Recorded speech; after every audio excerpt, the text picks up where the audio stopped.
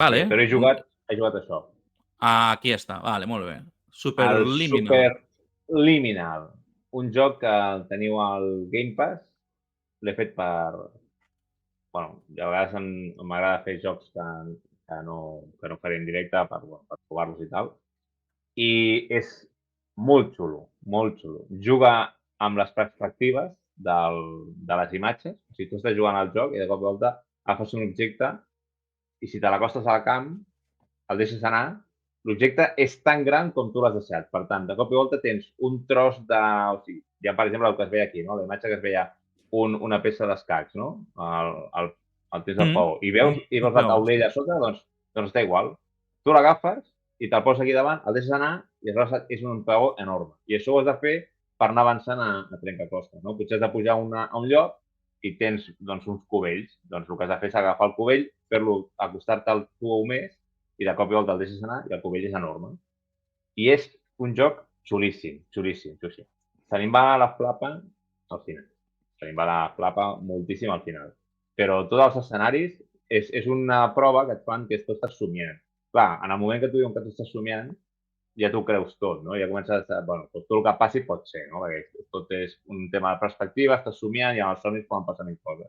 I cada dia et lleves una hora més tard, no? O et salta el despertador. A les 5, salta el despertador i surts sempre de la mateixa escena i vas recorrent. Al principi és tot igual, a tot arreu, i aleshores comences a fer les diferents proves. És en primera persona, en escenaris 3D, i molt ben cuidats, tota l'estona amb l'àudio supercurrat, allò et van dient, vés cap aquí, si es trenca per casualitat una paret que no se suposa que s'havia de trencar, dius, has sortit del somni, això que estàs passant no és real, realment has de tornar al somni per no sé què, bueno, té conyes d'aquestes, està molt divertit, i el recomano moltíssim. Si us agraden els trencaclosques aquests així, és molt xulo, perquè dic, agafes objectes, però llaunes de cervesa, no? Hi ha una màquina de llaunes de màquines d'aquestes espanadores, igual. T'agafes una llauna i de cop i volta la deixes caure i és un tros de llauna enorme. I dius, per què? Doncs mira, igual et serveix per pujar a una altra banda. Està molt bé, molt curt. Això me recorda molt el joc aquest que es deia Maquet. Em sembla que el va distribuir Annapurna. I era Maquet? Annapurna. Sí, però no conec. No. Bueno, era com una espècie de... És el que va fer el que duri una guia o m'estic colant? És aquest, sí, és aquest. Aquest estava guai també, i era un rotllo molt similar. Està xulo. Doncs aquest jo, si el voleu fer, no és gaire llarg, però bueno, està guai.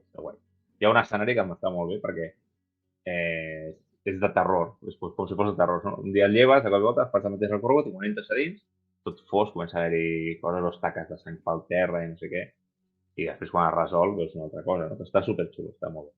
Jo us el recomano, és molt divertit. Alguna més? Molt bé.